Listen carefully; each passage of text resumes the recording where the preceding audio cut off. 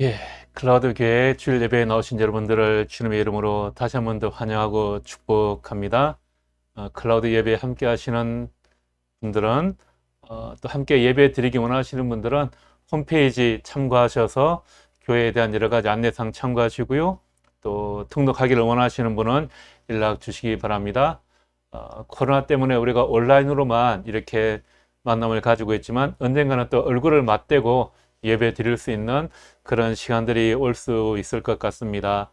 여러분들 클라우드 교회에서 함께 신앙생활 하기를 원하시는 분들은 홈페이지 방문하셔서 여러 가지 사항들 참고하시고요.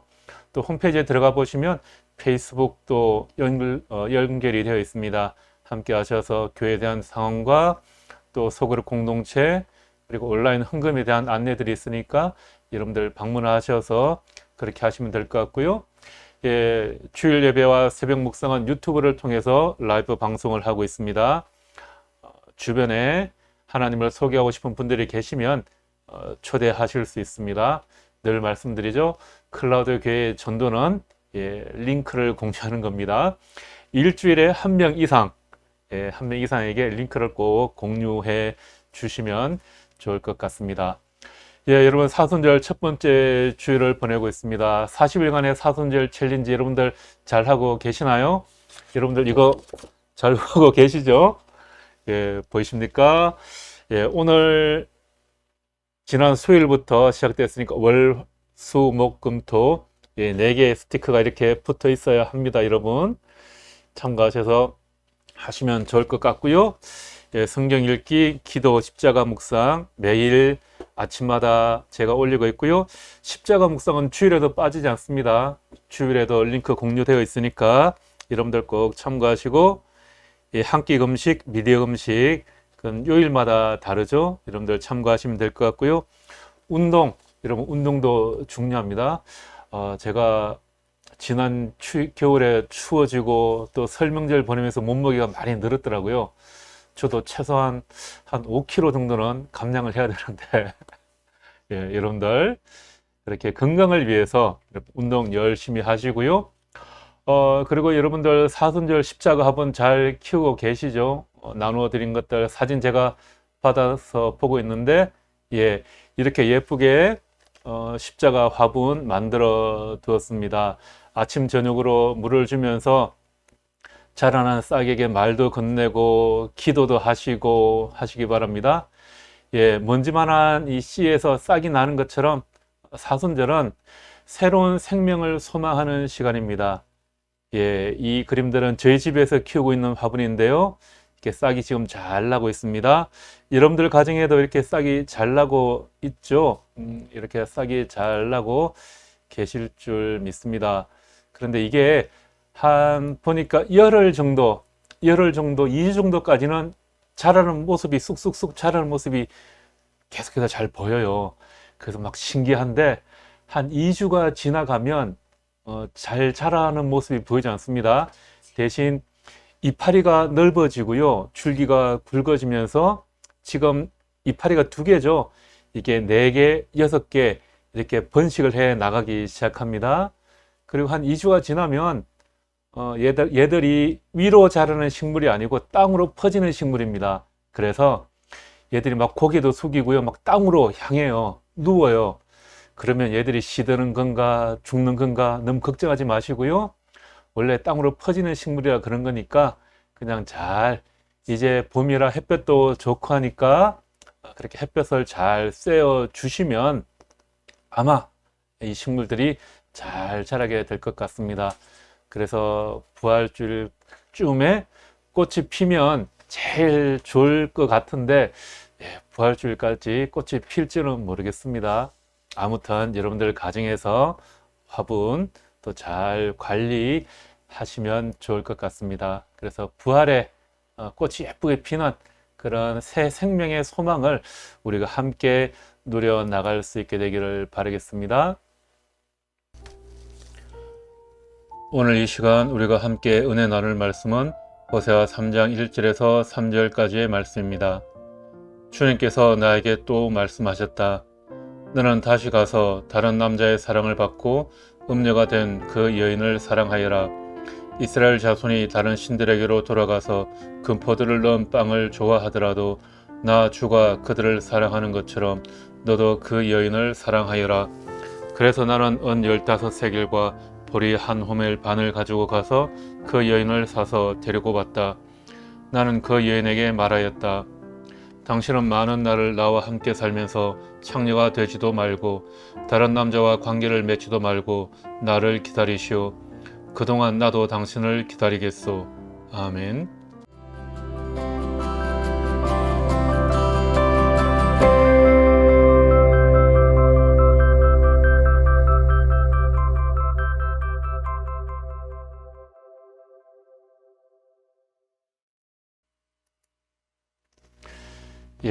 오늘은 사순절 첫 번째 주일입니다. 지금까지 출애굽기의 말씀을 계속해서 살펴봤는데요. 이 사순절 기간에는 출애굽기의 말씀을 잠시 멈추고 복음이란 무엇인가 라는 주제로 사순절 기간 동안에 한 5번 정도 말씀을 나누려고 합니다. 오늘은 그 첫 번째로 예수 대속의 의미는 무엇인가 라는 제목으로 하나님의 말씀을 함께 나누는 시간을 가지도록 하겠습니다. 우리가 주일 예배 시간에는 아직 다루지 않았지만 새벽 묵상 시간에 출애굽기 묵상을 하면서 이스라엘 백성들이 이집트에서 나오기 전날 유월절을 지키는 것을 우리가 잠깐 살펴보았습니다. 이 부분에 대해서는 우리가 종려주일에 다시 한 번 더 살펴보려고 합니다. 이스라엘 백성이 이집트에서 나오기 전날 하나님은 어린 양의 피를 유대인들이 거주하는 집의 문설주에 다 바르라고 말씀하셨습니다. 출애굽기 12장 13절의 말씀인데요. 이렇게 말씀하고 있습니다. 문틀에 피를 발랐으면 그것은 너희가 살고 있는 집의 표적이니 내가 이집트 땅을 칠 때 문설주에 피를 바른 집은 그 피를 보고 내가 너희를 치지 않고 넘어갈 터이니 너희는 재앙을 피하여 살아남을 것이다. 이렇게 말씀하고 있습니다. 여기에서 넘어간다라는 것이 한자로 유월입니다. 그래서 유월절이라고 그러죠. 한자로 넘을 유자에 넘을 월자입니다. 넘어간다라는 그런 의미죠. 어린 양의 피가 문설주에 발린 이스라엘 집에는 장자를 죽이는 그 죽음의 사자가 들어가지 않고 넘어간다, 지나간다, 그런 의미죠. 그러나 문설주에 피가 뿌려지지 않은 이집트의 장자들은 바로 왕의 장자로부터 모든 사람들의 장자에 이르기까지 다 죽음을 맞이하게 되었습니다. 레위기에서는 또 모세가 이렇게 이야기하죠. 짐승의 피를 뿌려서 죄를 속함받는 그 속죄의 제사에 대해서 설명을 해주고 있습니다. 우리가 새벽 묵상 시간에 레위기를 또 살펴봤는데요. 레위기는 피로 시작해서 피로 끝나죠. 온통 레위기는 피범벅인 그런 성경입니다. 피 이야기밖에 나오지 않죠. 레위기 17장 11절에 이렇게 말씀하고 있습니다. 생물의 생명이 바로 그 피에 속해 있기, 그 피 속에 있기 때문이다. 피는 너희 자신의 죄를 속하는 제물로 삼아 제단에 바치라고 너희에게 준 것이다. 피가 바로 생명을 지니고 있기 때문에 죄를 속하는 것이다. 아멘. 피는 육체의 생명을 구성하는 것이므로 우리가 우리의 죄를 속하기 위해서 짐승의 피를 제단에 뿌리는 것을 죄를 범한 사람들의 생명을 대신하여 제물을 드리는 그런 상징이 되는 것입니다. 이 제단의 제물로 드려진 희생 제물로 인하여 제사 드리는 사람의 죄가 속함을 얻게 된다라는 거죠. 그러니까 그 제물이 내 죄를 대신 가시고 하나님께 제물로 올려지게 되는 것입니다. 이것이 대속이라는 것입니다. 죄를 대신 속한다, 그런 의미죠. 그러니까 대속이라는 개념은 주님의 사랑의 표현입니다. 하나님께서 우리의 죄를 용서하시기 위해서 이 제물을 대신 받으시는 거죠. 우리의 죄를 용서하시기 위한 방법이 바로 이 대속입니다.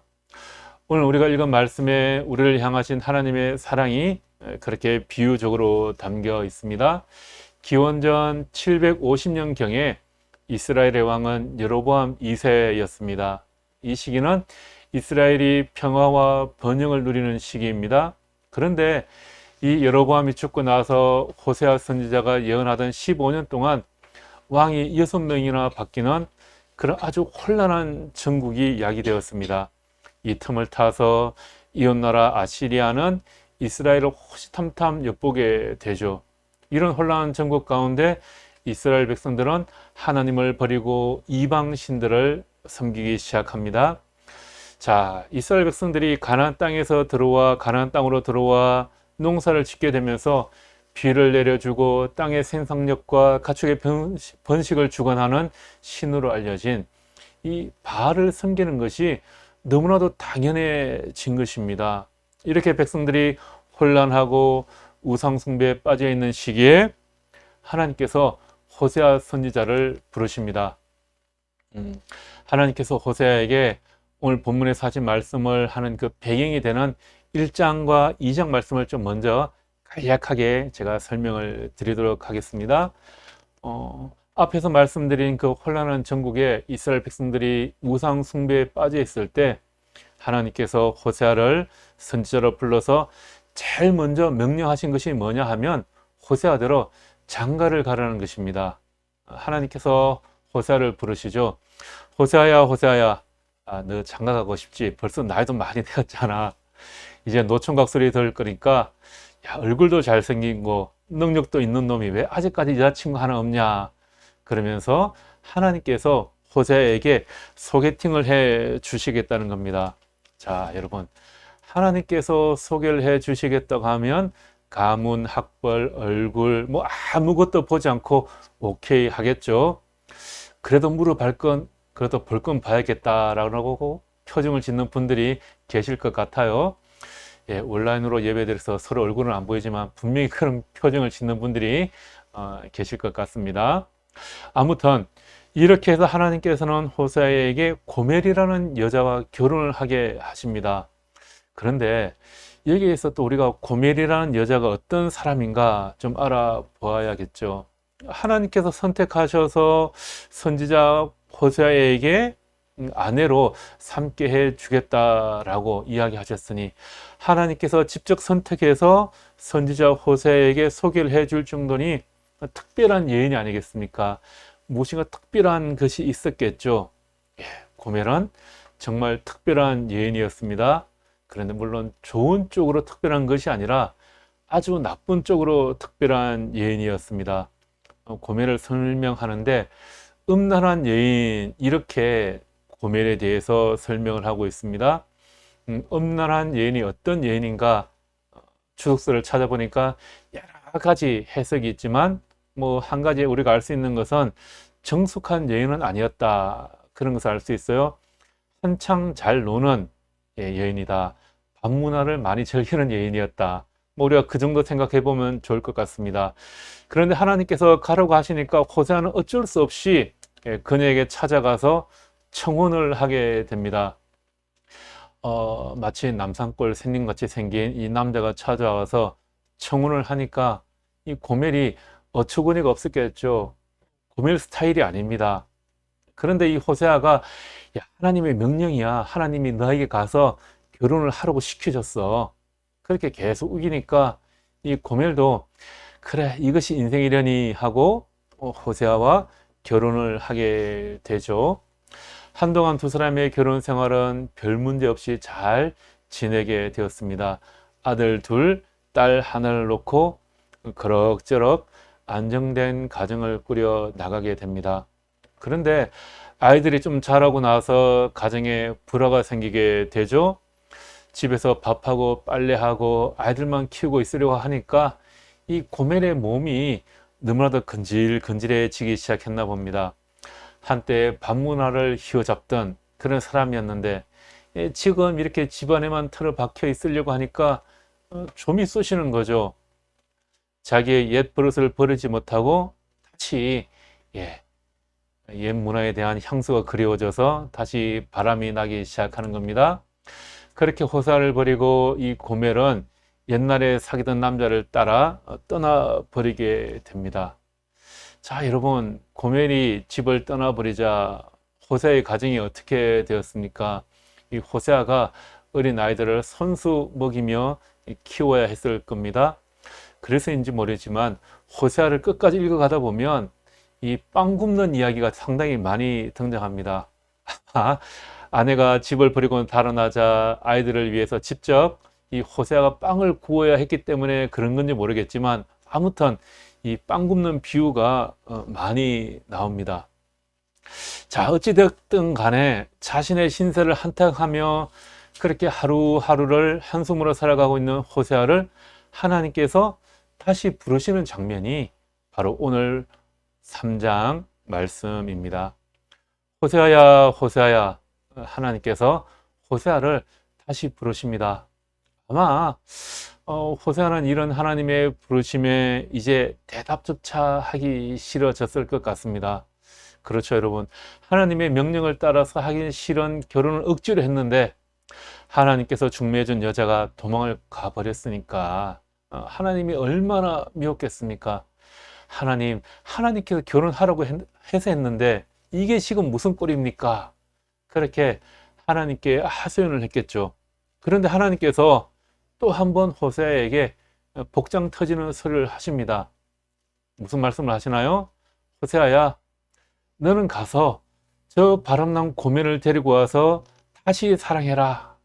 그녀에 대한 너의 사랑을 다시 보여주렴. 이렇게 말씀을 하시는 거죠. 호세아가 뭐라고 대답을 했겠습니까? 아니, 하나님, 이게 무슨 김밥 옆구리 터지는 소리십니까? 나 싫다고 떠나 다른 놈하고 지금 살고 있는 그 여자를 다시 데리고 오라니요. 그리고 사랑하라니요. 이게 무슨 말이나 되는 소리입니까? 이게 말입니까? 방법입니까? 그렇죠? 그런데 어쩌겠습니까? 하나님께서 하라고 하시니까 해야 하지 않겠어요? 그래서 호세아는 이제 또 사람들에게 물어 그녀를 찾아 떠납니다. 그런데 그녀를 찾은 호세아는 또 더 기막힌 말을 듣게 되는 거죠. 그녀와 바람난 남자가 호세아에게 하는 말이 이런 겁니다. 예, 성경에는 나오지 않는 말인데 이렇게 말을 하는 것 같아요. 자, 이 여자를 데리고 가려면 돈을 주고 사가시오. 한마디로 위자료를 달라는 겁니다. 예, 적반하장도 맞죠? 적반하장도 유분수지. 예. 아니, 내 아내를 내가 찾아가겠다는데 웬 돈을 내라는 겁니까? 위자료를 내가 받으면 받았지. 호세아가 합의금을 받아야 하는 상황인데 오히려 돈을 달라는 겁니다. 그러나 호세아는 그에게 은 15세겔과 보리 한 호멜 반을 주고 그의 아내 고멜을 다시 사서 돌아왔다. 그렇게 이야기하죠. 당시에 종을 사고 팔 때 필요한 액수가 은 30이었습니다. 호세아가 고멜을 다시 사서 데려올 때 은 15세겔과 보리 한 호멜 반을 지불했다라고 하죠. 보리 한 호멜의 가격이 은 10개 정도의 가격이었다고 합니다. 그러니까 보리 한 호멜 반이니까 은 15개가 되겠죠. 그러니까 다 합쳐서 은 30을 지불하고 호세아는 고멜을 다시 사서 데리고 오는 것입니다. 여러분, 은 30 하면 또 떠오르는 게 있으시죠? 예, 생각나는 게 있으셔야 합니다. 유다가 예수님을 팔 때 은 30을 받고 팔았죠. 예수님께서 대속의 제물로 팔리셨다라는 것을 보여주는 것입니다. 바람나서 도망갔던 자기 아내를 돈을 주고 되찾아오는 호세아는 비로소 하나님께서 자기에게 하셨던 그 말씀의 뜻을 이제 이해하게 되는 겁니다. 3장 1절 말씀에서 하나님께서 호세아에게 무엇이라고 말씀하셨습니까? 3장 1절 말씀입니다. 이스라엘 자손이 다른 신들에게로 돌아가서 금포들을 넣은 빵을 좋아하더라도 나 주가 그들을 사랑하는 것처럼 너도 그 여인을 사랑하여라. 주님께서 이렇게 말씀을 하셨죠. 여러분, 당시 이스라엘의 죄악상이 무엇이었습니까? 가나안 땅에서 바울은 그 세상의 주인이고 땅의 소유주였고 곡식과 포도주와 모든 농사의 원천인 비를 내리는 신으로 여겨졌습니다. 여러분, 오늘날 그렇잖아요. 오늘날의 농부가 땅을 경작하는데 과학을 무시할 수 없는 것처럼 그 당시의 농부들도 이 발에게 제사 드리는 것을 무시할 수가 없었던 것입니다. 이스라엘 사람들이 가나안 땅에 들어와서 정착하여 살면서 농경생활을 해야 하니까 가나안 땅의 신인 바알에게 의지하려고 했던 것은 당연한 것이라는 말입니다. 그렇다고 그들이 자신들을 이집 땅에서 인도하여 낸 여호와 하나님에게 완전히 등을 돌린 것도 아니었습니다. 이렇게 표현하면 될 것 같아요. 현대인들이 종교와 과학을 서로 다르게 생각하지 않는 것처럼 그 당시에 이스라엘 백성들도 여호와 하나님과 바알 신을 섬기는 것을 서로 이상하게 생각하지 않았다는 거죠. 그들은 하나님도 섬기고 바알도 당연히 섬겨야 하는 것으로 여겼다라는 것입니다. 하나님도 섬기고 자기에게 유익이 되는 것도 섬기고, 바로 이런 혼합주의적인 신앙이 이스라엘 백성들 사이에 아주 만연하였다라는 것입니다. 이 호세아서를 읽어가다 보면 음란한이라는 단어가 자주 등장합니다. 이것은 비유적으로 이스라엘 백성들이 하나님과의 언약을 어겼다라는 것입니다. 하나님도 섬기고 우상도 섬기고 그랬다는 것을 비유적으로 보여주는 것입니다. 성경의 다른 부분들에서 보면 음란하다라는 단어가 몇 번 더 나오는데요. 여기에 사용된 이 음란한이라는 단어는 이스라엘 백성들이 이집트에서 그들을 이끌어낸 하나님을 멀리하고 이방신을 섬길 때 이스라엘 백성들을 음란하다 이렇게 표현을 합니다. 다시 말하자면 백성들이 십계명을 어겼다는 것이고요. 이스라엘 백성 전체가 하나님과의 언약, 하나님과의 계약을 어겼다. 그런 의미입니다. 이스라엘 백성은 자신들이 바알에게 구한 그 풍요의 선물이 이집트에서 자신들을 이끌어낸 바로 그 하나님의 자비에 의해서 제공된다라는 사실을 깨달지 못하고 지금 엉뚱한 신에게 제사를 드리고 있는 겁니다. 하나님을 신뢰하지 못하고 자기에게 유익을 가져다 줄 만한 다른 우상을 섬기는, 그래서 하나님께서 말씀하신 너희는 내 앞에서 다른 신들을 섬기지 못한다고 하신 십계명의 첫 번째 계명을 어기는 것입니다. 하나님의 백성이 하나님과의 언약을 어기고 우상을 섬기는 것이 바로 음란한 짓이다라는 것을 비유적으로 호세아는 지금 우리에게 보여주고 있습니다. 음란한 고멜을 호세아와 결혼하게 하신 것은 이스라엘 너희가 지금 이 고멜과 같이 하나님을 멀리하는 음란에 빠져 있다라는 것을 보여주시는 것이죠.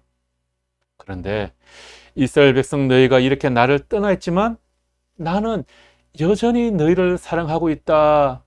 하나님께서는 지금 이것을 호세아에게 말씀하고 계십니다. 호세아가 고멜을 다시금 사랑하는 것을 통해서 그것을 우리에게도 보여주시고자 하시는 것이죠. 너희가 나를 버리고 이방신을 섬기고 있지만 내가 너희를 버리지 않고 여전히 사랑하는 것 같이 호세아야, 너도 가서 너를 떠나 다른 남자를 사랑하는 그 여인을 사랑하여라. 고멜을 되찾아오는 호세아의 마음에 이 하나님의 말씀이 가슴에 사무쳤을 것입니다. 자기 아내를 돈을 주고 데려오는 호세아는 하나님을 떠난 백성들이 하나님께로 다시 돌아오기를 얼마나 애타게 기다리시는지 그 하나님의 마음을 깨닫게 되었다라는 것이죠. 이렇게 죄를 사함받기 위해 돈을 내고 죄인을 구제하는 것을 대속이라고 합니다. 자기 아내를 자기의 돈을 주고 되찾아오는 호세아는 하나님께서도 자기가 살아가는 백성을 위해서는 자기의 가장 귀한 것이라도 대신 바치시는 분이라는 것을 깨닫게 되었습니다. 이스라엘 백성이 하나님을 떠나 있었지만 하나님께서는 여전히 그들을 사랑하고 계시다는 것을 호세아는 우리에게 보여주고 있습니다. 하나님의 사랑이란 바로 이런 것입니다. 호세아를 통해 하나님의 사랑을 보여주었음에도 불구하고 사람들은 자꾸만 하나님으로부터 멀어져 갔습니다. 그래서 하나님께서 구약성경에 등장하는 선지자들을 통해서 계속해서 말씀하시는 그 내용이 무엇입니까? 하나님께서 구약성경을 통해서 많은 선지자들을 통해서 하나같이 외쳤던 그 주된 내용이 무엇이냐면, 하나님께서 너희를 사랑하시니 제발 하나님께로 돌아와라. 이것이 선지자들이 외쳤던 주된 내용이었습니다. 구약의 마지막 성경이 말라기죠. 예, 마지막이라서 말라기. 예, 말라기는 사람 이름입니다. 예, 말라기에 보면 재미난 이야기가 나오죠. 하나님의 사랑을 깨달지 못하는 백성들에게 하나님께서 직접적으로 말씀하십니다. 나는 너희를 사랑한다. 이스라엘 백성들아, 내가 너희를 사랑한다. 그렇게 말라기에서 하나님께서 이스라엘 백성들에게 직접적으로 말씀하십니다. 그러자 이스라엘 백성들이 아주 얌체같이 이렇게 대답을 합니다. 주님께서 우리를 사랑하신다는 증거가 어디에 있습니까? 하나님이 우리를 사랑하신다라고 말씀하시는데, 하나님이 우리를 어떻게 사랑하셨나요? 우리에게 좀 보여주시겠어요? 이렇게 아주 얌체같이 이야기하는 거죠.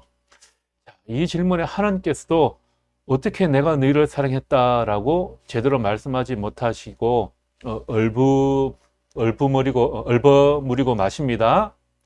자, 여러분, 자기가 싫다고 떠나는 사람이 너 나를 어떻게 사랑했니? 라고 묻는다면 여러분들 어떻게 대답하시겠습니까?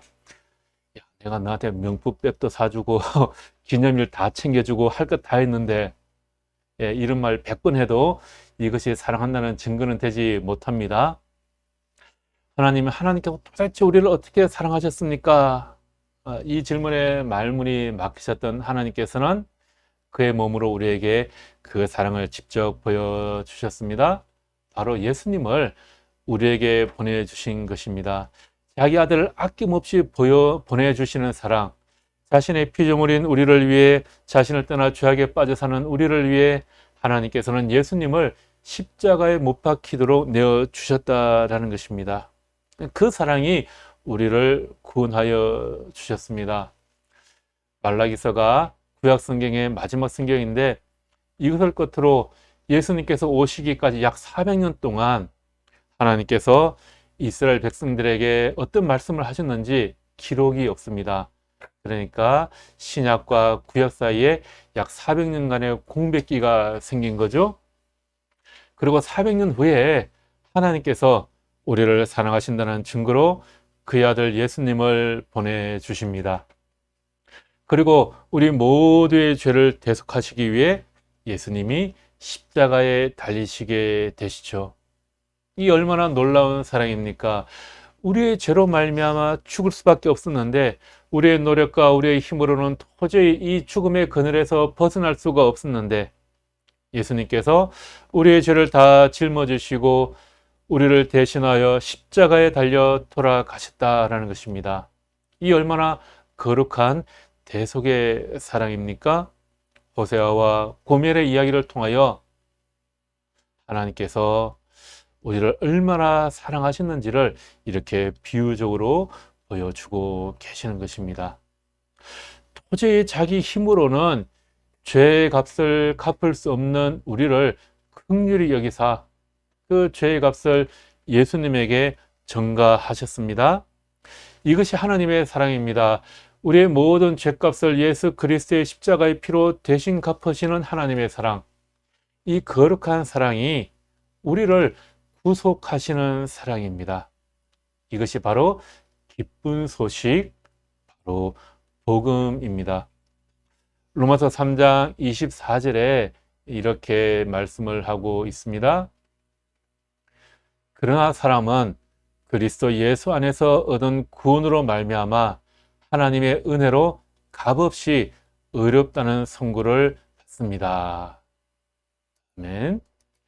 하나님의 은혜로 구원받은 우리 입장에서 구원이란 참으로 값없이 주어지는 것이죠. 왜냐하면 우리가 아무것도 한 것이 없잖아요. 그래서 우리의 입장에서 보면 정말로 공짜로 구원을 얻는 것 같아 보입니다. 우리는 죄를 범하여 하나님의 영광에 미치지 못하는 처지에 놓여 있습니다. 우리의 노력이나 수고로 하나님의 영광에 도저히 이룰 수가 없습니다. 그래서 하나님께서는 우리의 노력이나 수고가 아닌 하나님의 천적인 은혜로 우리를 값없이 구원해 주셨습니다. 그러나 하나님의 편에서 본다면 이것이 얼마나 값비싼 희생입니까? 하나님을 떠나 땅속 어둠과 버텨 살려고 하는 이 벌레 같은 인생들에게 어둠을 벗어나 빛의 세상으로 인도하시기 위해 자기의 뼈와 살과 같은 아들 예수님을 피 흘려 죽으시게 하셨으니 말입니다. 우리를 사랑하시되 죽기까지 하시는 그 사랑을 로마서 8장 38절 39절에 이렇게 말씀하고 있습니다. 나는 확신합니다. 죽음도 삶도 천사들도 권세자들도 현재일도 장래일도 능력도 높음도 깊음도 그 밖에 어떤 피조물도 우리를 우리 주 예수 그리스도 안에 있는 하나님의 사랑에서 끊을 수 없습니다. 아멘. 주님께서 그 사랑을 여러분들에게, 우리 모두에게 주셨습니다. 하나님이 이처럼 우리를 사랑하셨으니 우리도 그렇게 하나님을 사랑하는 것이 마땅하지 않겠습니까? 예수님 대속의 의미는 자기 목숨까지 내어놓는, 그래서 여러분들을 향한 사랑입니다. 여러분, 사순절 기간을 보내면서 우리가 그 대속의 의미를 잘 묵상하실 수 있게 되기를 바라겠습니다. 그리고 또 우리가 사순절 챌린지를 하면서 우리를 향한 그 하나님의 사랑을 새롭게 깨닫게 되는 시간이 되기를 주님의 이름으로 축복합니다. 그래서 40일간의 챌린지와 또 사순절 십자가 화분을 여러분들이 잘 키우시면서 하나님께서 여러분들을 향한, 우리를 향한 그 대속의 사랑을 깨닫게 되는 귀한 시간, 귀한 그런 이번 한 주간이 되기를 기도하며 축복하겠습니다. 기도하겠습니다.